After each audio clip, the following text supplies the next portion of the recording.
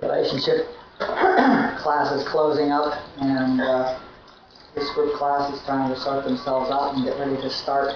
And, it sort of feels like spring is happening, and here we go again on a whole new journey. And there's a lot of interest tonight. A lot of people. A lot of people are already practicing their scripts. It always happens when we start a class that whatever the class is going to be about, that stuff gets brought up for us so that we can work with it in class. So by the time people get to their first class in a week, they'll have their scripts right in front of their face for a week or two or three or four, which is really good. It happens for everybody. It's like you announce that you're willing to do the work and address this issue, and God says, all right, well, let me present it to you. Let me bring it up.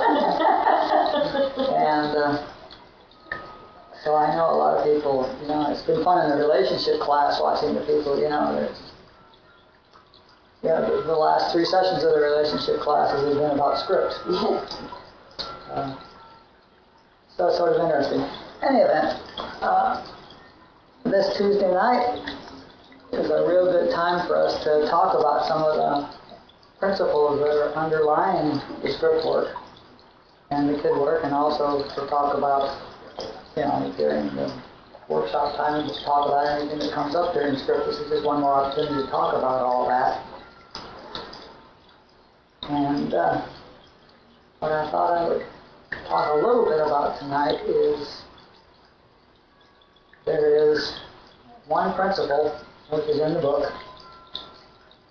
And Joel's principle is that everything that we experience is an outpicturing of the content of our consciousness. And I'll just change one word. It's an outpicturing of the content of our consciousness in mind. In mind. And that principle is the principle that underlies all of metaphysics. It underlies all of the script work and the kid work. And the relationship work really is the parts of it that you can do are just good old contract law, but the parts that you can't do when it becomes difficult, that's because it's kid work. So the same principles always show up in the relationship work too. Everything we experience is an outpicturing of the content of our consciousness. That means that what I believe is what I experience, what I see. And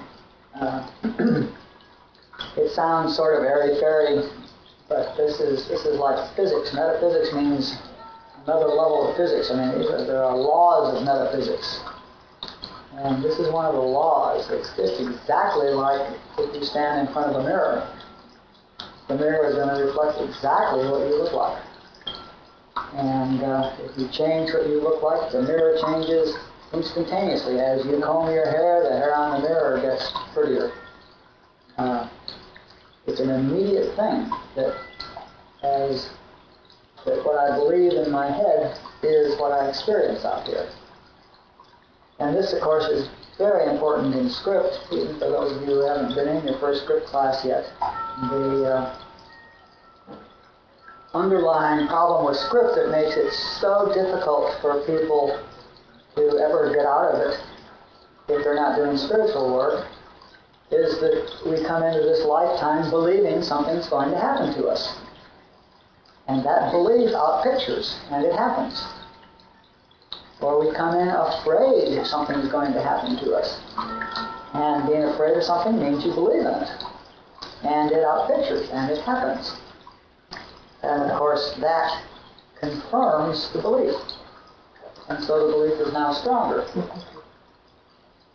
And so now we believe it a little more. And we manifest it. and it happens.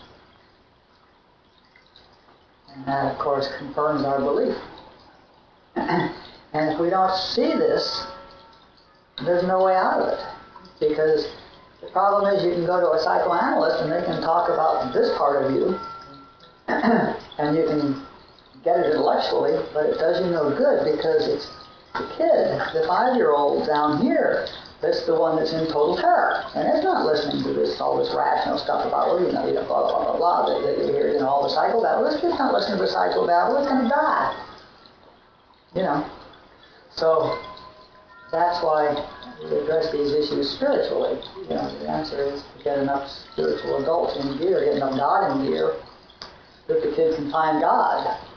The work we do is all about having the experience of God in your life, not knowledge of God in our life, but the experience of God in our life at the level that it reassures the kid, shows the kid the lie, the nature of the lie that it believes, and erases the lie and thus integrates the kid. Throws away that piece of humanhood which is based in a false fear. So this principle is very important. We say it another way. We talk about, in the script work, we talk about radiating our script and attracting the people who will read it. And that's just another way of looking at the same thing. We believe that they show up. We radiate our script, we manifest, we find the people who will read our script. Because we believe it, the people who will read our script are the ones that can be in our experience. And the people who don't read our script aren't the ones who can be in our experience. Because we're expecting people to read our script. So the people that don't read our script can't be in our experience. It's my mind. It's my experience. I'm creating it. This is the whole point. And at the script level, which is metaphysics level, what this is really saying is that the metaphysical principle is that mind is matter. Just what we're saying is another way of saying the same thing. What we believe is what happens. Believing is seeing. And so, of course, what you'll discover that the script work is all about is it's about getting that 5-year-old or 7-year-old or 6-year-old to stop believing that the script is going to happen. And what we call tearing up script is simply the process of getting the kid to stop believing in the script. And as soon as you stop believing in the script, you stop manifesting it, and therefore it doesn't happen. And that's what that process is really all about. But if you can really see the principle, it makes the script class a lot clearer, and it allows you to go at it more directly than the people who aren't ready to hear this. We have steps that you'll see in there and ways of dealing with this that accomplish this, but it will perhaps give you a better view of the class and a better success if you really understand this principle. And generally there's not time in the class during the stuff you cover in the first hour to spend a lot of time on this. Now, interestingly enough, Robert has 4 principles that he brings up that are the principles that underlie essentially underlie mysticism, I guess we could say. They don't really underlie anything. They underlie all of nothing. But with Robert, it's a little harder to say exactly what things underlie. But he has 4 principles.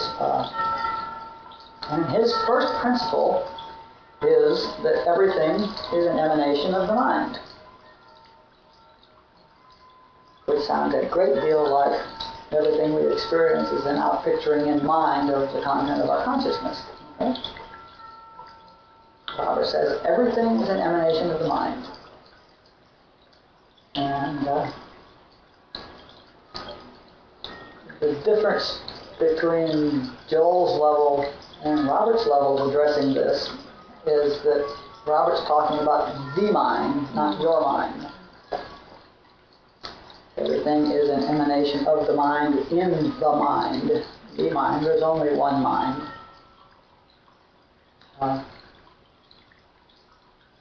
And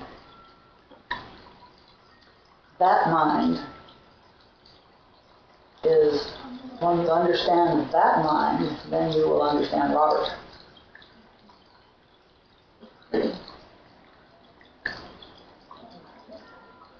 I have the sign outside the door that says, please leave your shoes and your mind at the door. You see that if you leave your mind at the door, this will be a problem-free zone. If you leave your mind at the door, there can be no problems in here. This would just be a completely problem-free zone. That's why I like to leave your mind out of the door. It makes the meditation go a lot better if you leave your minds out there, see? That means you walk in here already in the silence.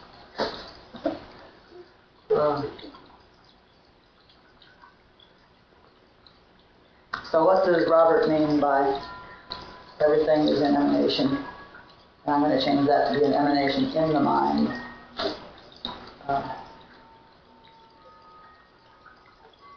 What he means, which end to start at? Right.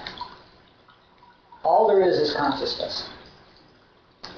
Is probably the axiomatic statement of Robert's teaching of Advaita Vedanta and of any true religious.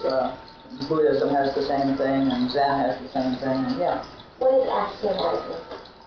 The fundamental law on which everything we say is based, something that you have to accept until it's your experience. So, and I'm going to try to give you an idea of what this mind is, and then we can see where things are in it. If all there is consciousness, consciousness is the I am. When I say when I have the experience of I am, that's consciousness, but it's very busy, noisy consciousness. There's a bunch of stuff going on.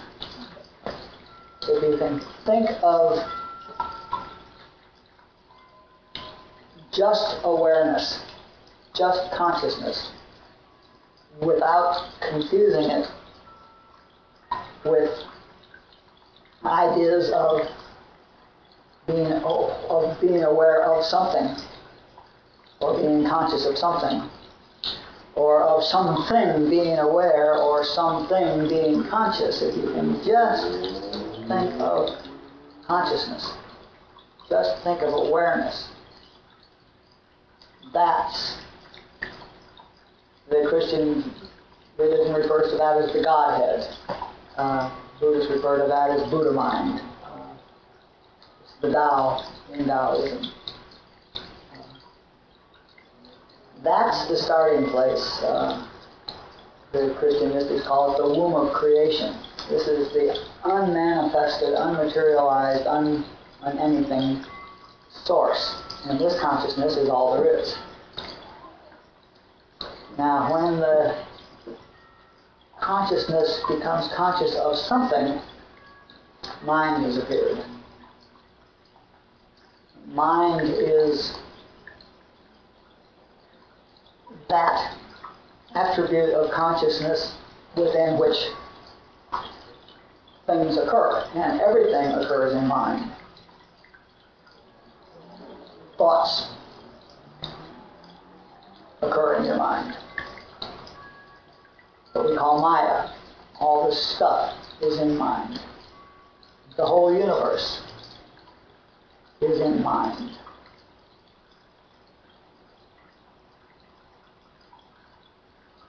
This body-mind phenomenon that I misidentified as Lee for so many years is in mind. It's in my mind. The mind. My mind, which is also your mind. So mind is that faculty of consciousness, which is that tool which manifests things. And the body-mind phenomenon here appears to also have the ability to manifest its consciousness in its own little subset of mind, which is really part of the big mind. The this whole body-mind phenomenon is within mind. And this body-mind phenomenon appears to have a mind within mind, but it's all part of the mind. It's just that when we're thinking we're individuals, then we think we have our own mind.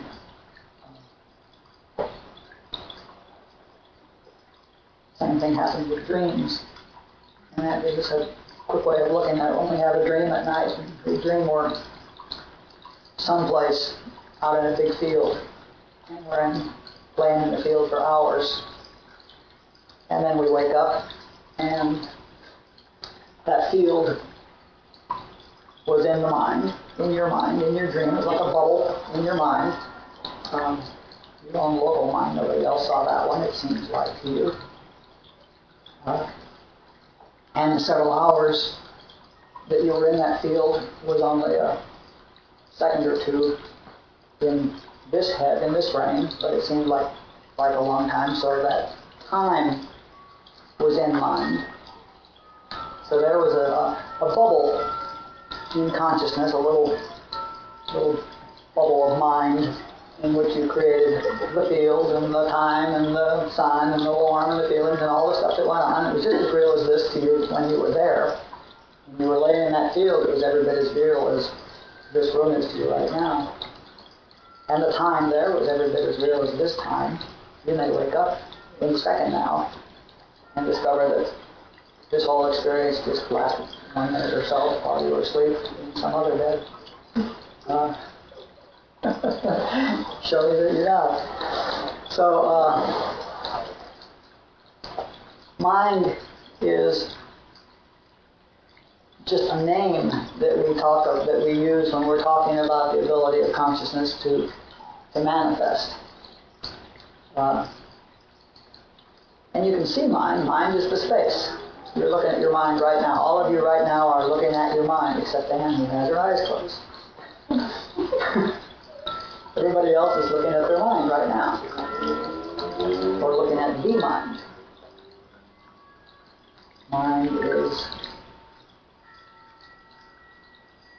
like the space in between the atoms is mind. The space in between the stars is mind. All of the universe is in mind.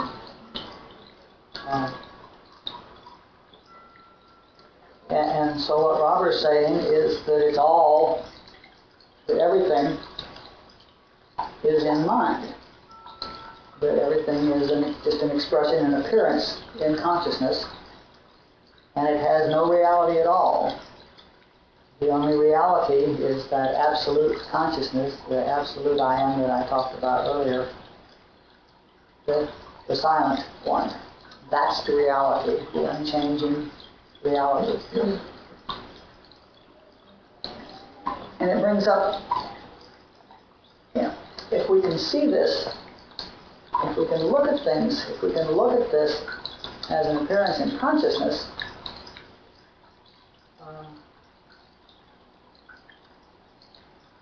then we can recognize the true nature of everything is not what we think it is, but it's the nature of consciousness. Consciousness is omnipresent. There can't be a here without consciousness, because actually here is within consciousness. Consciousness is omnipotent, omniscient, all the things that we attribute to God. All the God attributes are really attributes of His consciousness in mind. Consciousness is silent, unchanging, harmonious, perfect. And as you get into the experience of it, blissful, joyful.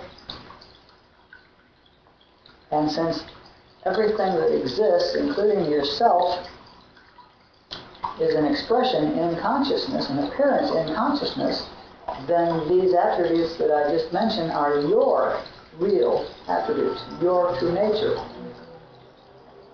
As in, I can take a piece of mahogany and I can carve a lovely statue, and I can take another piece of mahogany and I can carve a gargoyle. And you look at the gargoyle and you say, that's nasty and ugly, and you look at the lovely statue and you say, that's really beautiful and everything, but the fact is that what they really are is mahogany. And, they have their true nature is the nature of mahogany. They burn, they're red, they can be carved, they smell like wood, So in the same sense, our true nature is the nature of God, of that absolute consciousness. The easy way to think of it, which I've mentioned a few times, is looking at a movie. If you're looking at a movie and there's a man on the screen, now that man has the appearance of being, let's say, a serial killer. And you're scared by that man and has all these nasty attributes of a serial killer. But in reality, the nature of that man is screen and light, colored light. What's happening is colored light flickering on a screen, okay? So the true nature of that man, regardless of the attributes that we are ascribing to it, because what's really happening there is just colored lights flashing on a screen. There's no man there, there never was a man there. That's all in your mind that you're saying that the colored lights in that shape looking like that are a nasty serial killer man. The reality of that man is screen, and if you walked up and touched it, you would be touching the screen. Okay?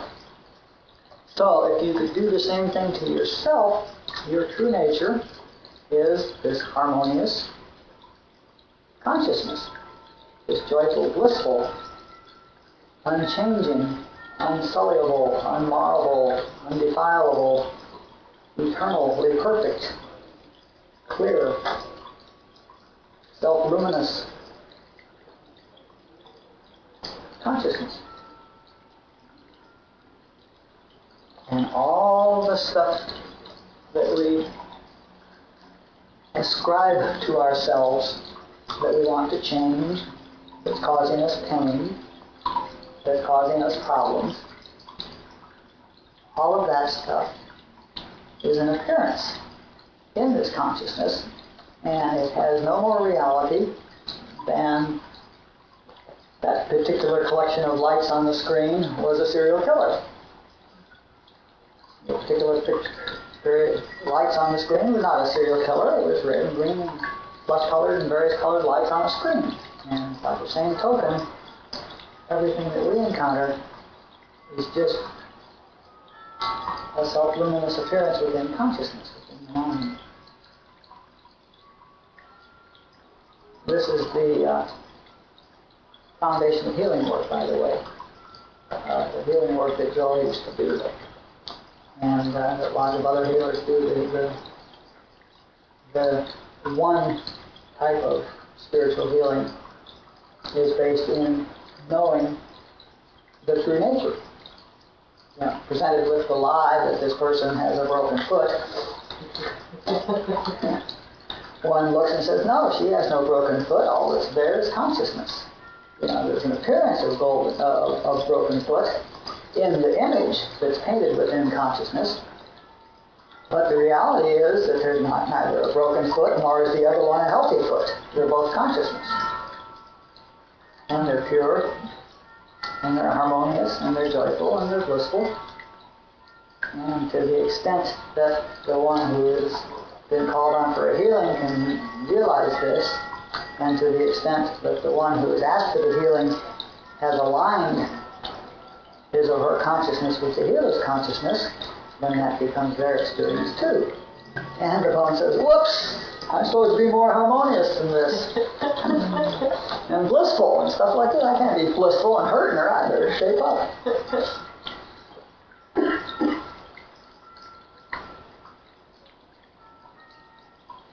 So that's what we have. Everything in your experience is about picturing in your mind of your consciousness, or everything is an emanation in the mind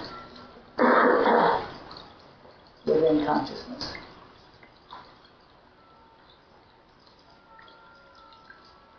Playing with those gives you a lot of distance from the source of your problem. First of all, your problem isn't real, and second of all, the source isn't real. It's all a harmonious, blissful appearance in consciousness that seems to have attributes that you find unpleasant for some reason. But the reality is that that's God that you're ascribing these attributes of serial rapist or serial killer to.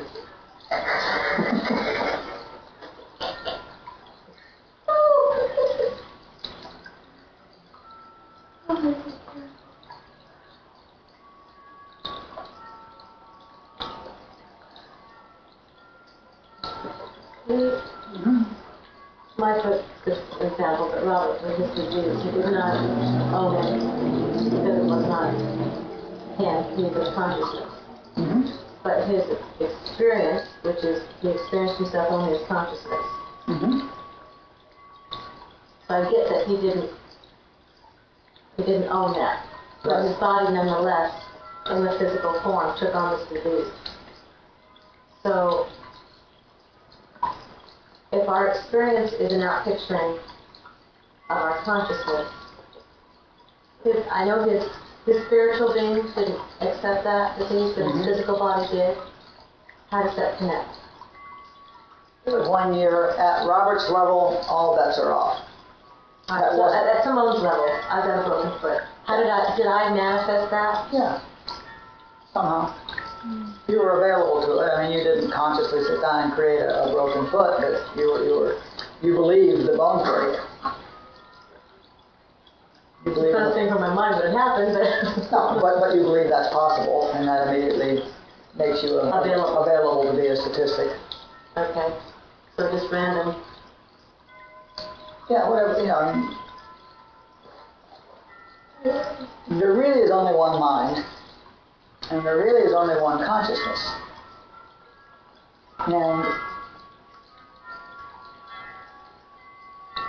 And it's very difficult to talk about this because, it's impossible not to talk without talking at some level. So I will just pick a level right now. There are, so to speak, I love Robert always says so to speak, that means the following is bullshit. That's what he means by so to speak. There are, so to speak, 8 billion people thinking into this mind, okay? And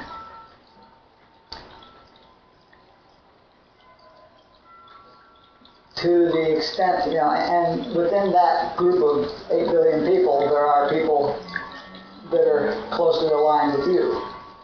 The women more so than the men, the women of your age group more so than other age groups, the women of the South Bay area more so than the Kansas City area, etc., etc. The women, of your background and ethnicity and religion and all that, that tends to sort of cull this, but the fact is that there are all these beliefs out there, and you're getting those beliefs which you are most closely attuned to radiated at you subliminally because you're in the same mind, okay?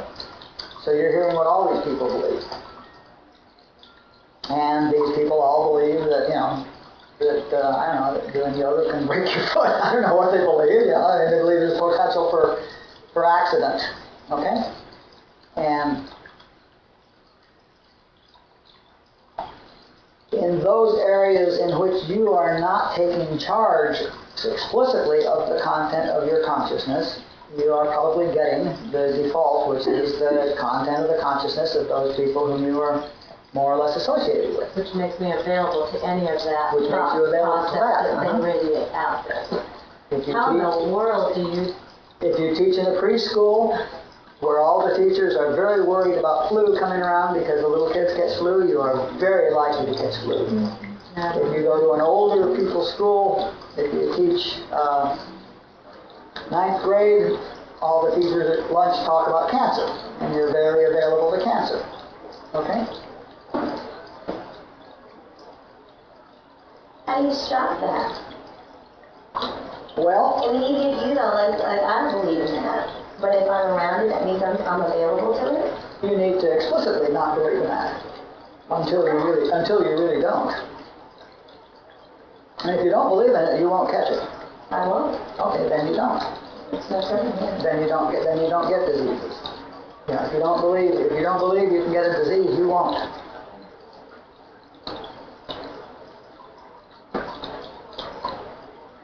But you know, I was talking with someone. You know, what do you do when you have an appearance? You know, like you appear to have a broken foot, and you can walk around in pain until the break compounds and comes through the side of your leg. or B, call for a spiritual healing and see what happens. Or C, go get a cast put on it and deal with it, you know. And the correct answer about what to do is a moment-to-moment thing depending on where you are.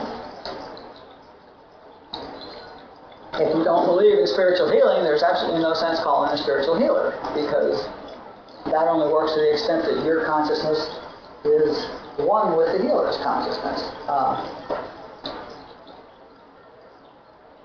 If you believe you're a body, then you believe you have bones, okay, that can break. So you need to know where you are. If you wake up every morning knowing you're one with God and all is bliss and that this is all an appearance, then your experience will be much more harmonious and you won't catch disease. And if you're all the way out the top like Robert, and the body was just doing whatever the body came here to do, and Robert had no influence in that at all. It was not an outpicture in his consciousness. That was just part of the game. Remember that. So he wasn't available to catching a disease because the consciousness around him was radiating it, and he didn't have that disbelief. What differentiates him from anybody in that respect, that his body did get it? And what you said about my body getting it because I was available. The difference between him and us is that there's no difference. The fact is that literally we are all of the same consciousness. All the one consciousness, and none of these bodies even exist.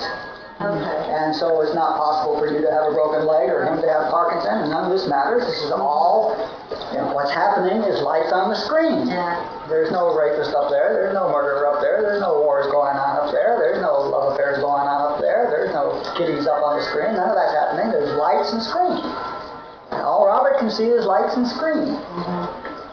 So if the body came to do what the body came to do, then how is that tie into creating your own reality and projecting what you believe? How does that manifest if your body came to do what your body's going to do? It's kind of a contradiction. Yeah, see, the problem here again is at different levels.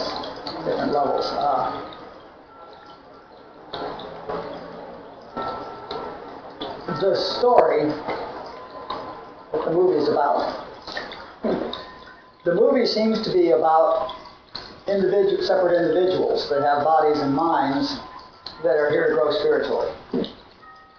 And the story that we think we have bodies are part of, the story is that we have bodies and we have minds. We're a body-mind phenomenon, and we live and we develop and we learn and have experiences, and they get etched into the data bank, and then we die, and then we come back in a different body, and we get to do it again in a different body, and we have more experiences, and this is the source of script, and it also is, hopefully the process of this causes us to discover over periods of time and lifetimes the lies, the falsehoods in our, so to speak, individual consciousness, which is again what's manifested for us, and we learn through script classes or through the hard knocks experience or through blissful meditation experience or whatever, but the whole thing is a story on the screen. All that's really happening up there is lights and screen, okay? There is no individual me to have an individual consciousness, to have an individual content, to manifest my own individual story. That's just part of the story. This Lee that has a consciousness, that has a content that's manifesting for his experience, is in the mind. is not creating the mind, is in the mind, is in the mind. The story is I have my own mind and I'm manifesting this stuff, but actually I'm in the mind. When you have a dream at night, you're back at that field, okay? And you're with your boyfriend. And you're sitting there and you're having this conversation and you have a fight and you make up and you do all this stuff, okay? Now, that you, was that you determining what she was saying to the boyfriend? Or was the dreamer back here determining what she said to the boyfriend? Okay?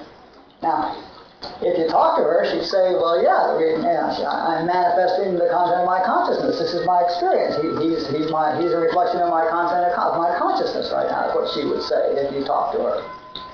And then I asked her especially, what's going on in him? That's not even you in the dream. That's somebody else you just made up in your dream. And yet he's having an experience. And he'll tell you, I'm having an experience. And she's the manifestation of my consciousness. So that's the story going on in that dream. And I'm saying that this one who is dreaming that dream is in mind, is part of the big dream, okay? So it's all about what level you're dealing with. And if you know that that's a dream, then you're not sitting there because all of this is totally irrelevant to you because none of it's happening and there is no you anyway. And you don't need to feel better or understand more because you know there's nobody to feel better or understand more or less. And it all goes away. And that's where Robert operates from. Always. Second by second, for 60 years he operated from that point. Inconceivable to those of us who have glimpses of it and come back here and stuff. Robert, when he was 14, he had the experience, and it didn't stop. Robert disappeared. I mean, the personal sense, the I thought, the ego, the sense of self, the sense of individual was burnt out. And there are others like that. And they're such a treat to be around. They just, same light in their eyes, you can see right through the universe. So who's dreaming this class right now? Which one of us are dreaming this? How many do you see? Yeah, what level do you want me to answer that? Please. Yeah. Is that I kind of understand it as, rather than thinking of it as a dream, I think of it as, okay, I'm made in the image and likeness of God. Therefore, I have the ability to create. It's my nature to create, just as God does. So, yes, I believe that everything is an outpicturing of my consciousness. So whatever's in my mind, I can't help but create. It's just, it's a natural process for me. So it's coming in. We can't. That's what the mind does. Is it creates? That's all. So it's whatever's in your mind. You can't help. It's just going to manifest. So of course you want to put good stuff in your mind. If it's a natural ability that we all have, that's why you want to change your mind. Right. That's all very good, and at one level that's very true. But as your consciousness expands. Now we can go back to Joel's image of the funnel,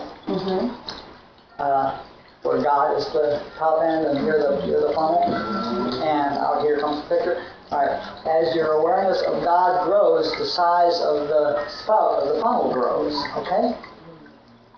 And it's your expression of God and it's pouring through you. But as the size of the funnel grows, the I'm an expression of God gets a little less well-defined until all of a sudden it's just God expressing and there's no me, okay? That's where Robert is.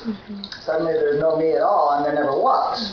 In fact, the concept of the spout was in the spout, so to speak.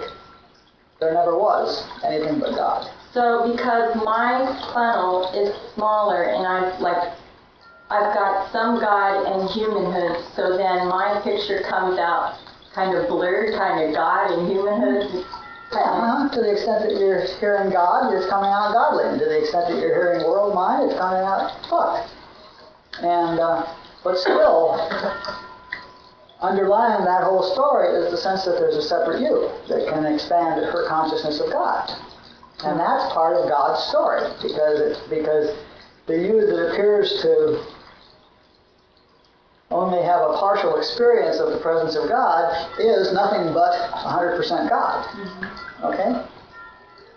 And here we have a picture of on a picture in consciousness, and the picture happens to have aspects of it that aren't perfectly godly. But the reality is that the whole thing is that there's no other material. God is consciousness is the substance. Consciousness is the substance of all form. God is the substance of all form, is one of Joel's books. Consciousness is the substance of all form. Consciousness is the very fabric of the universe. Consciousness is the space between the atoms, as I said, between the electrons. When you get down to the little tiny particles, which make up all these things, consciousness is the space between them. And then when these little particles get smaller until they disappear, then there never was anything but consciousness. So the reality, all of you was always just God. The idea that there's something which isn't just God, it isn't fully aware of God, fully aware of itself. It is just part of the Maya. That's just the story. So when Robert says that there's no God, and is he getting at the fact that just to say God is putting separation? When we say there's God and there's me, it's like we're in duality immediately. Anything, yeah. I mean, I'm using God because we try to talk about that in the sense of oneness. If God has any meaning for you at all, then that's not it. Then there isn't. Then there isn't one of those. Okay? If the word God has any meaning for you at all, then there isn't one of those. But as Joel would say with a snicker, but there is something. Okay? It's uncharacterizable. I mean, it is that which I talked about to begin with, the I am, and we use God. People use the word God to mean all sorts of things, but and they use Godhead to describe the source, or the fabric, or the substance. And so no words can be put on it, which you might as well be quiet. Absolutely not, because the minute you have a word, that word is in consciousness, isn't it? And there's a concept already. It's a concept. And how can the concept, which is within consciousness, be a correct concept of consciousness itself? Yeah. Yeah.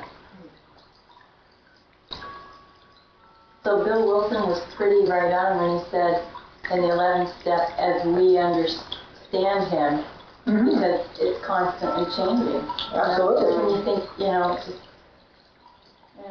Yeah. I mean, and that's part of the story, but the concept of God grows. Okay? We start out with the concept of perhaps a punishing God or a bookkeeping God. And then we get to AA and we discover all these wonderful people, and we get a warm, fuzzy puppy dog type of God who loves us and takes care of us. And then our mother dies, and so that doesn't work anymore because a warm, fuzzy puppy dog type of God wouldn't kill our mother. So now we got to take another level up, and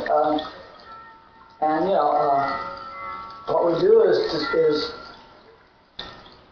discover any concept that you have of God. Not only isn't it, but it will fail you. Okay? But we move from puppy dogs up to Santa Clauses, to sugar daddies, to saints, to gurus, to and the story seems to be of our progress in discovering who we really are. But see, that's also all this nonsense, because I always was what I am. And that I is your I, as well as mine.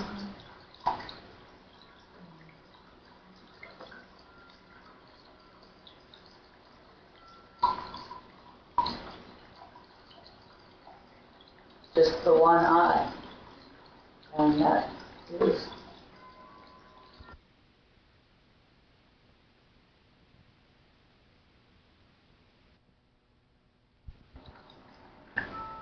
inconceivable. Everything we can conceive of means that it's within mind. Mind is that bubble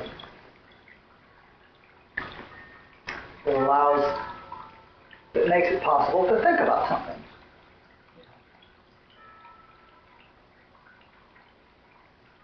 If you want to think about something, then you need space between it and something else. Otherwise, you can't think about something. You got to have something, and you got to have the not something, right? And that you just introduce space. And the minute you have space between this something and this something, you have time, because it takes time to get between them. So you just build time. Time is just a construct in your mind so that you can think about things. It's really hard to think about everything at the same time.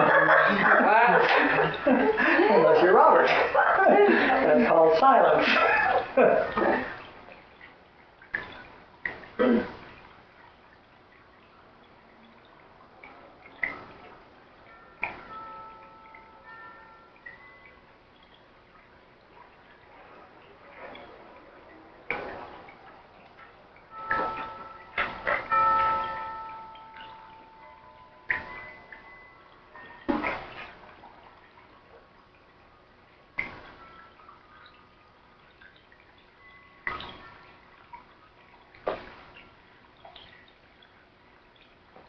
Maybe over the next couple of times, we'll go through Robert's other three principles.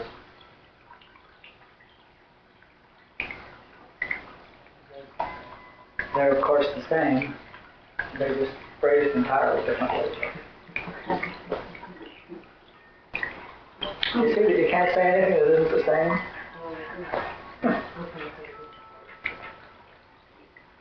When you talk about the script and radiating, that it's created with your mind, but that it can be real subtle too. I mean, you can't not consciously be thinking about it, right? You can be radiating it. No, you don't need to consciously be thinking about it at all. No, all this stuff is happening subliminally. Yeah. That's, you point something out to somebody, they go, well, I wasn't thinking about that. A lot.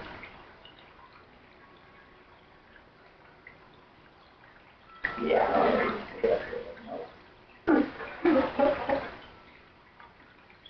Go find Christy.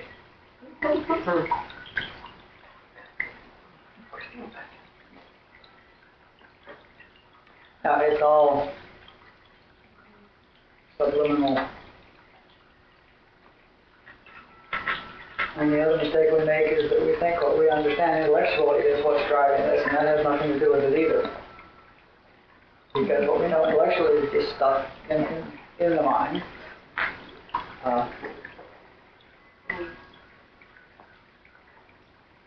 It's the kid, the entirely experiential kid that's driving.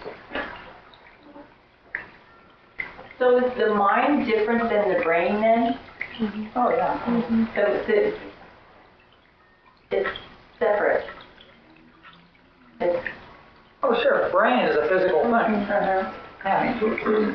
It is the standard human folklore that your mind is within your brain, right? Right. But you can think about your brain, right? So your brain is in your mind.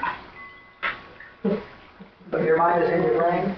Or is your brain? I got confused there for a minute. Excuse me. I discovered that many, many years ago. I got to thinking about that. And, how can my consciousness be in my brain? Since my brain, the consciousness is in the brain, and the brain is in the head, and the head is part of the body, and the body is in my consciousness. But my consciousness is in the brain. That, nonsense. And how could the consciousness possibly ever create any pictures? or colors or anything if it was inside your brain, because all it's ever seen is electrical impulses. And all the stuff that we claim to see, you know, the colors that hit the eye, you know, by the time they get to the brain, it's electrical impulses. You know, it's been converted and chemically into impulses going up nerves. You know, all the brain ever has is, you know, neurons firing, synapses firing around in a circle. You know, there's no source for orange or Bach flute concertos or, you know, where did that stuff come from? You know, it's just stuff, you know, it can't possibly be in your mind. So where is it? Well, that's sort of interesting, isn't it? Because you're all in my consciousness. This whole room is in my consciousness. So where am I?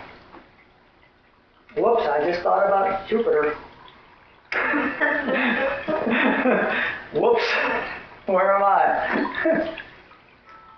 So Lee, if it's all God, then how come in Barbara's work she makes the distinction between script and your God script? I mean, At that level of development in which you still believe that there's a you that's separate from God, then all this stuff obtains. Barbara's experience was that she was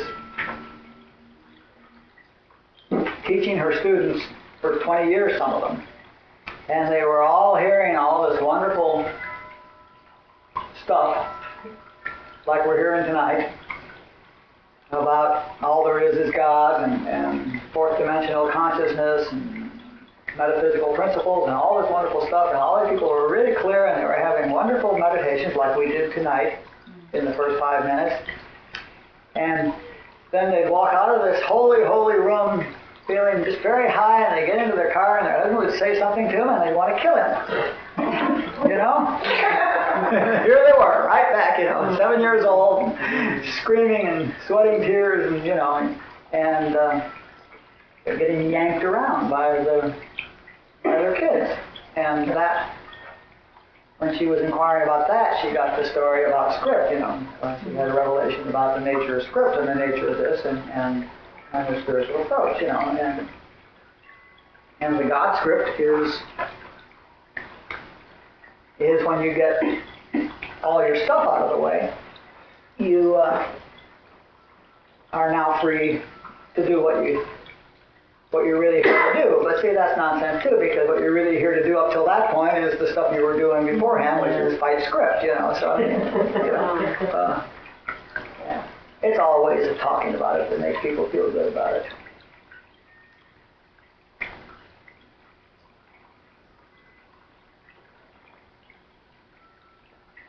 The fact is that when you, as we talked about over the preceding weeks, when you stop fighting everything and everybody, when you stop reacting to anything, when your list of things that you love, fear, hate, and desire are empty, then your life becomes effortless. It still feels like your life at that point, which is a lie, but you're spending no time, you have no concerns, you have no worries, your life is effortless, and your mind stops thinking about everything because it no longer cares, doesn't give a shit about anything, it's just happy with things exactly as they are, and when your mind is quiet like that, it's really quite blissful. And a real good name for that seems like God script. That other hell we've been going through is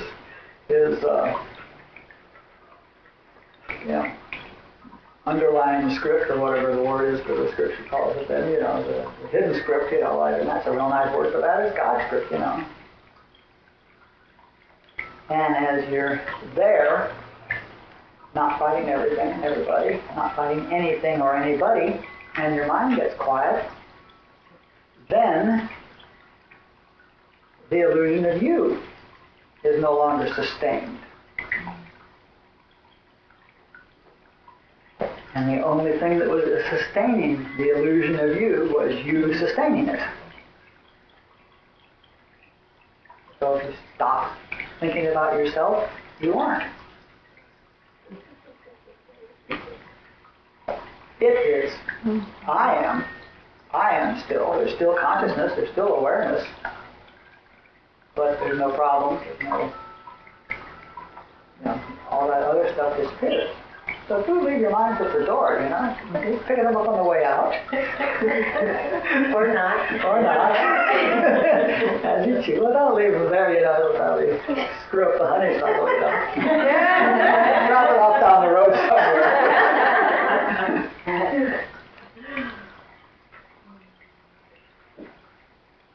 But the problem is that as long as you have a deep-seated belief that something's going to happen to you that causes pain, that's going to cause you pain or cause your death, you're going to be continually yanked back out of that blissful state by every appearance that bears any resemblance to that fear. Okay? And that's why we do script work.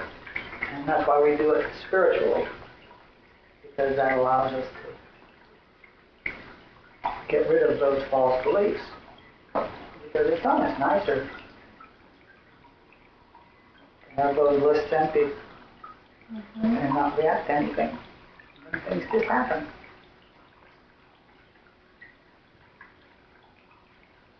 It's very quiet.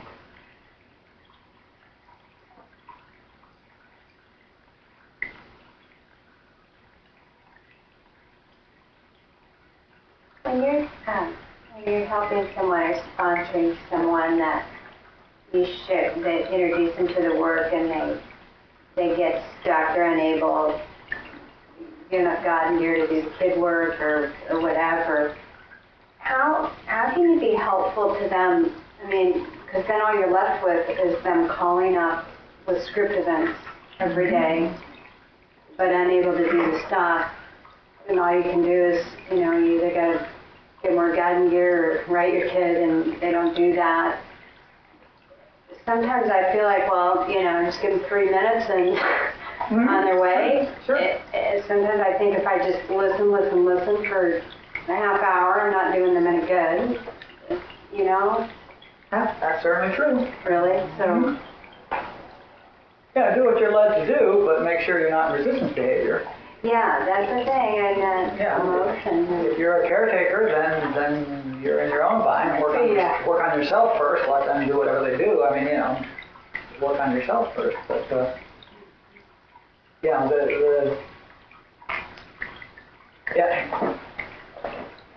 I don't really sponsor anybody anymore that hasn't done all their steps. I mean, I don't really sponsor people. I'm really more of a spiritual guide or something to people. The people that come to me have successful sobrieties going for them. And so I don't have this experience much, but I have before, and I find the useful thing to do is tell them what I think they ought to do. And when they come back to me the next time, I ask, well, did you do that? And if they say no, well, call me when you have. That's my best suggestion, try it. If it fails, we'll talk. But, that's my best shot. I'm not going to give you my second best shot. You're far too important to me. Call me when you've tried it. I've had people storm away for 6 months. And come back and tell me I was right. It's hard, though, when you're their AA sponsor and you introduce them to this work, and then you have found something, script works, and when you find something that works, you continue with it. And it really does. It's very challenging, when it's like, well, that on the phone, no, well, you and I know that's a script event, you can remind them it's a script event, and then it's like, well, what do? You continue to listen to them as an AA sponsor when you know that's the solution. It's very difficult. Yeah. And I don't have that problem. Yeah, I know. I don't work at that level anymore. I know, you leave it to us in the trenches. What I do, I tell people who look like they might potentially be having script events, I tell them to call Christy, call Diane, I have 8 ladies that are all very competent at dealing with that stuff. No reason for me to deal with it. Well, Well, one thing that has helped along those lines is that I just said, well, instead of us spending the 15 minutes on the phone hashing the same stuff out again, you spend that 15 minutes writing your kid and then let me know how that goes. And that worked, but I haven't done that in a while. But that was, I remember that. You reminded me of that. Yeah. I mean, people call me with script events, they're doing script flash, but we never on the phone more than 5 minutes. I mean, there's no reason to be. Any of the good resistance. But I have absolutely no sense that anybody should be any different than they are. Yeah. So I don't get caught up in it. Right. Yeah. I have just no sense that they should be any different than they are. And if they don't do what I say, okay. Yeah. But I'm not gonna listen to you until you do. That's clear, yeah. I also know who I am.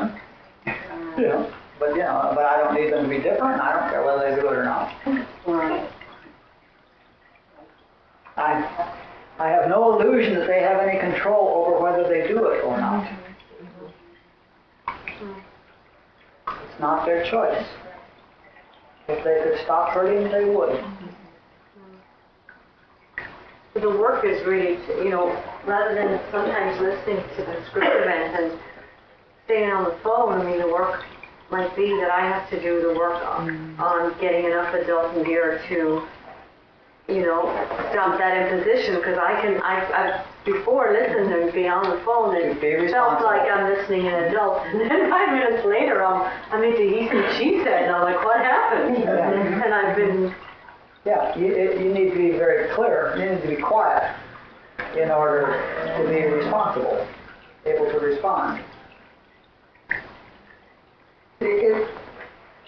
When you're quiet, it's not an issue.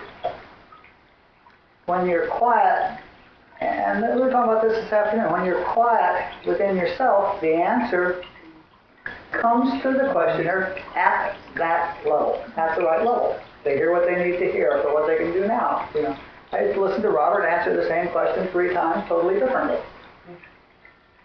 And each person was getting the correct answer.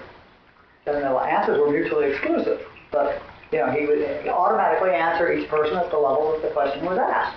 That's why I'm always so clear here about what level are we at, because you have to know what level you're talking at. But, you will answer at the right level if you're quiet.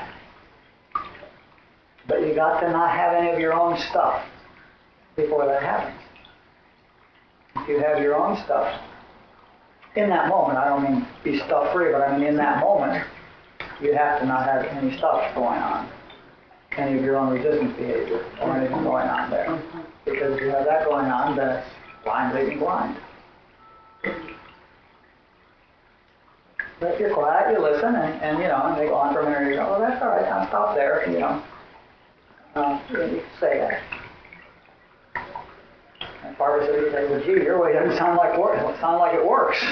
There are ways to do, and then see if they ask what they are. And like I said, if they ask you what they are, you give them your best, you give them your suggestion. And they may or may not be able to do it. I've had many people come up and ask me what should I do about so-and-so, and I tell them exactly what they should do. And they can't possibly do that. In absolute conflict with their primary resistance behavior.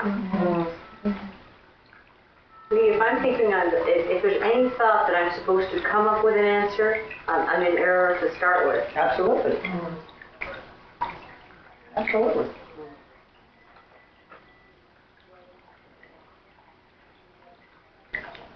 It's fun when I walk with somebody for the first time because I find out where they are spiritually by listening to what I say. I don't figure out where they're at spiritually and decide what to say. I'm not capable of doing that. What I do is say, it says whatever it says, And I watch that and discover where they're at spiritually because, you know, and oh, wow, I didn't know I could say that, you know. Lots of things I say to people I would never say. Boy, I didn't know she was ready to hear that, you know. So I often find out where people are at by hearing what I say. So it goes that way, see. I don't have any, I don't write this shit.